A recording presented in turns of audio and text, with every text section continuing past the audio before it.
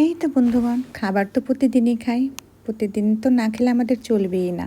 তাই আমাদের প্রতিদিন যদি একরকমই খাবার হয় তাহলে কিন্তু ভালো লাগে না, মুখে কিন্তু একঘেয়েমি ভাবটা চলে আসে।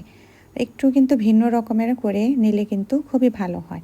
তাই আমি আজকে আমার বাচ্চাদের জন্য আমি একটি ভিন্ন রকমের রান্না করে আপনাদের দেখাবো। সবসময় তো ভাজা ভুনা এইসব খায়, তো আজকে আমি দেখাবো নারকেল দিয়ে চিংড়ি মাছ কষানো। আর হ্যাঁ বন্ধুগণ, এই তো ওয়েলকাম টু মাই চ্যানেল। এই তো আমি আয়শা কুকিং ব্লগ থেকে আপনাদের জানাচ্ছি স্বাগতম। এখানে আমি বাজার থেকে নিয়ে এসেছি বড় বড় চিংড়ি। তো এই চিংড়িগুলোকে আমি এখন কেটে নেব ভালো করে, সুন্দর করে। এগুলোকে পরিষ্কার করে আগে আমি ধুয়ে নিব। বাজারে থেকে আনার পর সব সময় কিন্তু যে কোনো কিছুই ধুয়ে নিতে হয়, কারণ বাজারের লোকেরা ওদের কি না কি পানি দিয়ে রাখে মাছের ভিতরে। তাই আমি কিন্তু সবসময় মাছটাকে ধুয়ে ফ্রিজে রাখলেও আমি ধুয়ে রাখি, আর কাটার আগেও কিন্তু মাছটা ধুয়ে নিই। এই যে আমি কিন্তু দেখেন মাছটা ধুয়ে নিলাম, আর এই যে মাছের ভিতর থেকে কি জেল আর যেন কি ময়লা টয়লা বের হচ্ছে, এগুলো আমি খুব সুন্দর করে ভালো করে পরিষ্কার করে নিচ্ছি। আপনারাও কিন্তু এভাবে পরিষ্কার করে নেবেন, না নিলে কিন্তু মাছের ভিতরে একদম নোংরা ভাবটা থেকে যাবে।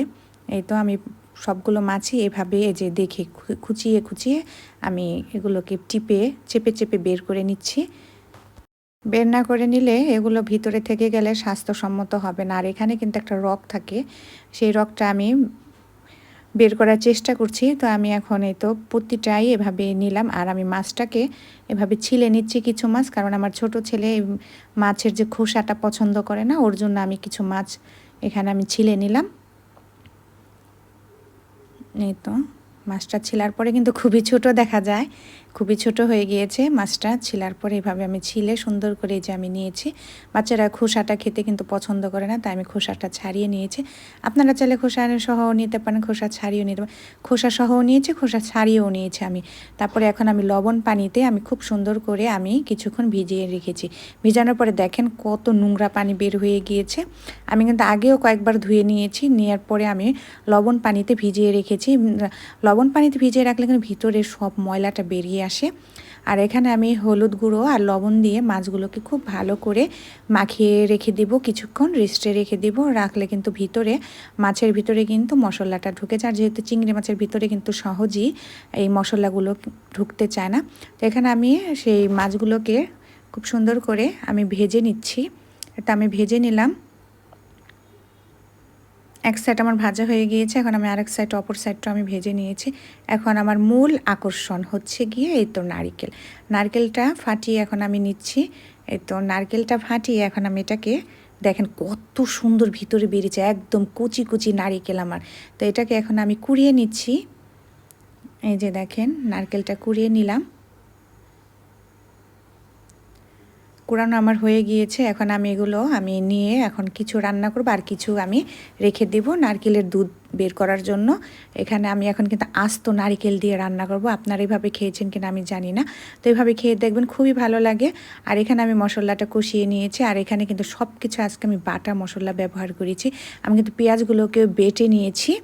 এটা এখন আমি আস্ত নারকেলগুলোকে এভাবে দিয়ে দিচ্ছি। এভাবে খেলে কিন্তু মুখে যে নারকেলটা বাজে না, তখন কিন্তু এতটাই টেস্টি লাগে। আর এখানে আমি এই তো টমেটো কুচিও দিয়েছি, আর টমেটো আমি পিউরি করেও নিয়েছিলাম, সেগুলো এখন আমি দিয়ে খুব সুন্দর করে কষিয়ে নিচ্ছি। তো এদিক দিয়ে আমার কষানো হতে থাক, আর এদিকে আমি নারকেলটাকে নিয়ে গেলাম এই তো দুধ বের করার জন্য নারকেলের। এই যে এখন আমি লিকুইড করে নিব নারকেলটাকে। তাই আমি তো আমার ডানটা দিয়ে এখন আমি হ্যান্ড ব্লেন্ডার দিয়ে আমি কিন্তু করে নিচ্ছি। চাইলে আপনারা ব্লেন্ডার দিয়েও করতে পারেন। আমার হাতের কাছে যেহেতু এটা আছে, আমি এটা দিয়ে করে নিলাম। দিয়ে এখন আমি আবার নেড়ে চেড়ে মাছগুলোকে এর ভিতরে আমি ছেড়ে দিলাম। মাছগুলোকে ছেড়ে খুব ভালো করে আবার কষিয়ে নিতে হবে, না কষালে কিন্তু এই তো মাছের ভিতরে কিছু যাবে না। আর এখন আমি সেই নারকেল দুধটা এখন আমি দিয়ে দিলাম, দিয়ে খুব সুন্দর করে এখন আমি আর কিছুক্ষণ নেড়ে চেড়ে নেব। এই তো নেড়ে চেড়ে খুব ভালো করে মিশিয়ে নিচ্ছি। আর দেখেন নারকেলগুলো এত সুন্দরভাবে হয়ে এসেছে। আর সবশেষে আমি দিয়ে দিলাম এই তো ধনিয়া পাতার স্মেলটা এমনিই তো ভালো আসে। আর এখানে আমি এখন ধনিয়া পাতাটা দিয়ে খুব সুন্দর করে নেড়ে চেড়ে আমি মিশিয়ে নিচ্ছি। আমার ঘ্রাণে আমার তো একদম মনটা মাতিয়ে উঠেছে। এই যে এখন আমার কিন্তু রান্নাটা প্রায় শেষ হয়ে গিয়েছে। এখন আমি এটাকে এখন পরিবেশন করে নেব। এই তো বন্ধুগণ খুব সুন্দর করে। আর আমি যেহেতু হালকা অল্প তেল ব্যবহার করি, আমি কিন্তু খাবারে বেশি তেল ব্যবহার করি না, তারপরও দেখুন কত সুন্দর হয়েছে। এখন আমি এর তো পরিবেশন করব, বেড়ে নিয়েছি দেখুন আপনারা। আর দেখতে যেরকম, খেতে কিন্তু অসাধারণ দুর্দান্ত হয়েছে। তো বন্ধুগণ, আমার এই রান্নাটা কেমন লেগেছে, যদি ভালো লেগে থাকে ভালোবেসে পাশে তেমন টাটা অ্যান্ড টেক কেয়ার।